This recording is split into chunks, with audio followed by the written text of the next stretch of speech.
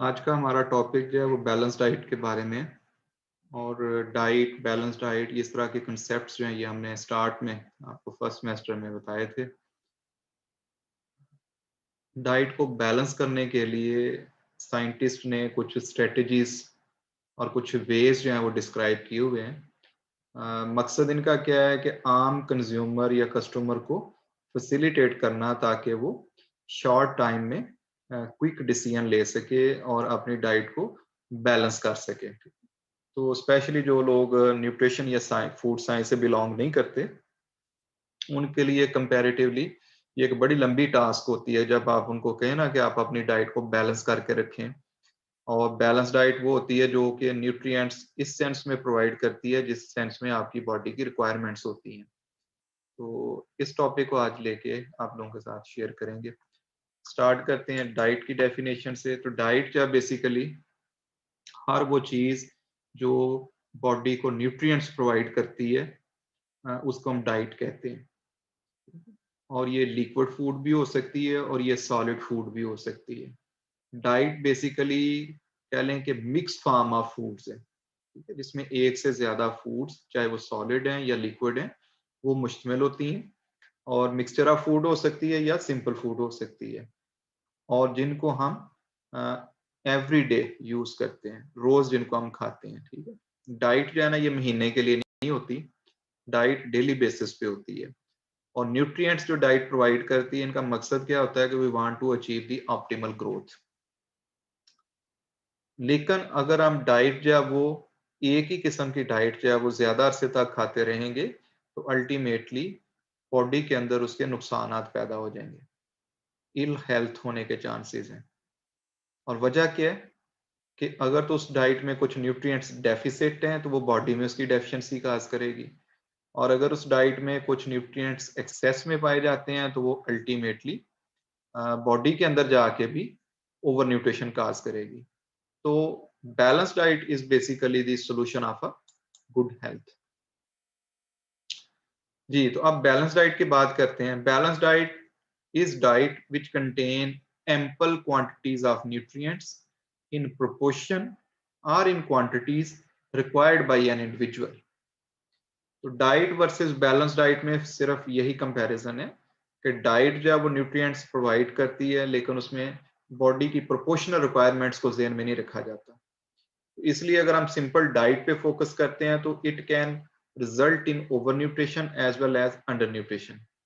लेकिन अगर हम बैलेंस डाइट पे अमल करते हैं तो इससे जो माल न्यूट्रिशन होने के चांसेस हैं, चाहे वो ओवर न्यूट्रिशन की फॉर्म में या अंडर न्यूट्रिशन की फॉर्म में, उससे बचा जा सकता है।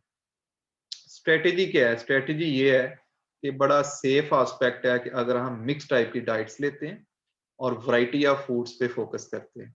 और तीसरी चीज क्या है? मॉडरेशन में यूज करते हैं। किसी भी चीज को एक्सेस में नहीं खाना चाहिए। किसी भी चीज को एक सिंगल फूड को जो है ना वो लाइक नहीं करना चाहिए और बाकी को डिस्करेज नहीं करना चाहिए। तो अगर आपकी डाइट में वैरायटी भी है और उसके अंदर मॉडरेशन भी है तो फिर हेल्दी रहने के चांसेस जो है वो ज्यादा होंगे। बेसिकली डाइट का मकसद क्या है कि हम बॉडी की डिजायरेबल कंपोजिशन को मेंटेन रखना चाहते हैं। अब डिजायरेबल कंपोजिशन क्या है? बॉडी में वाटर भी पाया है, हो सकता है 60-65% वाटर हो। सेकंड मेजर कंपोनेंट की बात करें तो वो मसल्स आ जाते हैं, प्रोटीन है, टिश्यूज हैं, ऑर्गन्स हैं। तो हो सकता है कि ये 17 to 80% जो है, 18% बॉडी की कंपोजिशन में प्रोटीन का रोल हो। ठीक है, और फैट का भी एक खास लेवल है। अब इन न्यूट्रिएंट्स को जब हम डाइट लेते हैं तो अगर वो बॉडी की कंपोजिशन में जाके कोई वाज़ेह फर्क नहीं डालती तो ये हेल्दी गोल है। और अगर फैट जो है वो 10 to 15% और उसकी निस्बत जो है ना एडिपोज टिश्यूज जो है वो बढ़ के हो जाते हैं 30%, 35%, इट मीन्स कि फिर बॉडी डी शेप होना शुरू हो जाएगी। तो ये तो एक फिजिकल अपीयरेंस की बात हो गई ना। लेकिन अंदर ऑर्गन्स की बात करें तो उनके ऊपर भी नेगेटिव स्ट्रेस जो है वो पड़ रही होगी। इसी तरह डाइट में से हमें ऐसी चीजें मिलनी चाहिए जिनकी वजह से हमारी फिजिकल एक्टिविटी हो सके। मीन्स कि हमें एटीपीज मिलने चाहिए ताकि हम एनर्जी को यूटिलाइज कर सकें अपनी डे टू डे एक्टिविटीज के लिए भी और अपनी बॉडी के बेसल मेटाबॉलिज्म के लिए भी। और इसके अलावा हमें डाइट में से ऐसी चीजें मिलनी चाहिए जिनसे हमारा नर्वस सिस्टम बेहतर रहे, हमारी हेल्थ और स्पेशली मेंटल हेल्थ जो है ना वो स्ट्रॉन्ग साइड पे रहे।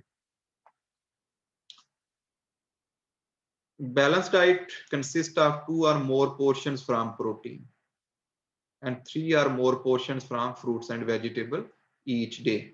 अभी बाकी ग्रुप्स का यहाँ पे जिक्र नहीं किया गया, लेकिन जब हम बैलेंस डाइट की बात करेंगे तो फ्रूट्स एंड वेजिटेबल्स का शेयर होना चाहिए डेली, वेजिटेबल्स का शेयर होना चाहिए डेली, प्रोटीन सोर्सेज का डेली इंक्लूजन होना चाहिए। किसी हद तक अब हेल्दी फैट का जिक्र किया जाता है, वो डाइट का लाजमी हिस्सा होना चाहिए। और हमारी डाइट की जो बेस है उसमें कार्बोहाइड्रेट्स जो है ना वो प्रोमिनेंट होने चाहिए। तो डाइट को कम से कम 50-55% जो है ना डाइट के अंदर कार्बोहाइड्रेट्स का शेयर होना चाहिए और बाकी 20-25% फैट और 20-25% प्रोटीन। तो इस सेंस में जब हम बैलेंस रखेंगे तो ultimately we will achieve the healthy weight. Instructions क्या है कि अगर हमने प्रोटीन भी खानी है तो प्रोटीन में भी थोड़ा सा हमने क्वालिटी पे भी फोकस करना है और ऐसा जो प्रोटीन का सोर्स है जिसमें विजिबल फैट नजर आती है उसको ट्रिम कर दें। लीन मीट जो है ना वो मना नहीं किया गया। लीन मीट कौन सा होता है जिसमें आपको वाजे तौर पे फैट नजर नहीं आ रही होती। हाँ, सेल्स का लाजमी फंक्शन है, स्ट्रक्चर का कंपोनेंट है फैट जो है, सेल मेम्ब्रेन का हिस्सा है, तो उसको सेपरेट नहीं किया जा सकता। तो लीन मीट का मतलब है कि हमने ऐसा गोश्त खाना है जिसमें बज़ाहिर चर्बी नजर ना आ रही हो। और फिश और पोल्ट्री की बात करें तो ये वाइट मीट की सेंस में आती हैं, इनके अंदर ऑलरेडी फैट का कंटेंट जो है वो बहुत कम होता है। इसी तरह पल्सेस, लेग्यूम्स, ये बड़े अच्छे सोर्सेज हैं प्रोटीन के। ठीक है, फैट के सिलसिले में ये है कि हमें हेल्दी ऑयल्स की तरफ जाना चाहिए, मॉडरेशन में यूज करने चाहिए, टोटल फैट का इनटेक कम होना चाहिए, फिर सैचुरेटेड फैट का शेयर इन टोटल कैलोरीज वो कंट्रोल में होना चाहिए और फैट के साथ जो नेगेटिव चीजें एसोसिएटेड हैं जैसे ट्रांस फैट है, इस तरह की चीजें डाइट के अंदर शामिल नहीं होनी चाहिए। Sedentary people specially which do not have any sort of activity, they should avoid use of visible fat. अब विजिबल फैट इस सेंस में भी होती है जैसे हम घी या वनस्पति घी या ऑयल ये फूड स्टफ के ऊपर अप्लाई करते हैं। और इसी तरह क्वालिटी की जब हम बात करेंगे तो सैचुरेटेड फैट्स जो हैं ये इतना अच्छा नहीं समझी जाती और इसकी रीजन क्या है कि ये HDL जो गुड कोलेस्ट्रॉल है उसको कम करती हैं और LDL को प्रमोट करती हैं। और कोलेस्ट्रॉल इटसेल्फ जो है वो एक खास लेवल तक 300 ग्राम 350 मिलीग्राम 350 मिलीग्राम से ज्यादा डेली डाइट में कोलेस्ट्रॉल नहीं आना चाहिए, क्योंकि आपकी बॉडी जो है वो 1500 के करीब खुद प्रोड्यूस कर रही है। अगर डाइट से ना भी आए तो ये काम चल सकता है, लेकिन अब बहुत सारी रेसिपीज ऐसी हैं कि जिनमें से कोलेस्ट्रॉल को अब डिस्टिंक्शन करना कि किस सोर्स से आ रहा है वो मुश्किल होता जा रहा है। कॉम्प्लेक्स फूड फार्मूलेशंस हैं जिनमें से कोलेस्ट्रॉल को आइडेंटिफाई करना कंपैरेटिवली डिफिकल्ट है। हाँ, अगर आप प्योर ऑयल लेते हैं तो हम ये कर सकते हैं कि हम वेजिटेबल और घी और इसी तरह जो हमारे पास देसी घी का ऑप्शन है या बटर का ऑप्शन है या मलाई का ऑप्शन है, क्रीम जिसको कहते हैं, तो उनकी जगह पे हम एनिमल सोर्स को छोड़ के प्लांट सोर्स पे अगर स्विच कर दें, चाहे वो सनफ्लावर है, चाहे वो कैनोला है, चाहे उसके अंदर आप ऑलिव ऑयल की बात कर लें, these all sources are free from cholesterol. लेकिन अब अगर आप केक खाते हैं, आप बिस्किट खाते हैं, बेकरी प्रोडक्ट्स खाते हैं तो उनके अंदर अंडा डाला जाता है भाई, एग उनका लाजमी कंपोनेंट है। और एग जो है ये सोर्स इसकी एग यॉक की बात की जाए तो वो सबसे रिच सोर्स है दुनिया में कोलेस्ट्रॉल के हवाले से। सीरियल्स को भी क्वालिटी सीरियल्स पे फोकस करना चाहिए और एक तो ये है कि एक से ज्यादा सीरियल्स खाने चाहिए, सिर्फ गंदम या चावल का साइकिल जो है इसको नहीं चलाना चाहिए। आजकल composite flower technology, food multi mixes, इस तरह के वर्ड यूज होते हैं कि जिसमें हम एक से ज्यादा इंग्रेडिएंट्स को मिक्स करके और ब्रैन को आप रिमूव ना करें, होल ग्रेन्स वाला कंसेप्ट जो है उसको लेके आए। ठीक है, ब्रैन पोर्शन जो है वो ग्रेन के साथ, यानी व्हाइट राइस की बजाय ब्राउन राइस और व्हाइट फ्लावर की बजाय ब्रैन वाला फ्लावर जो है होल व्हीट फ्लावर, इसको अगर आप यूज करेंगे तो वो ज्यादा हेल्दी जो है वो इंडिकेटर होगा।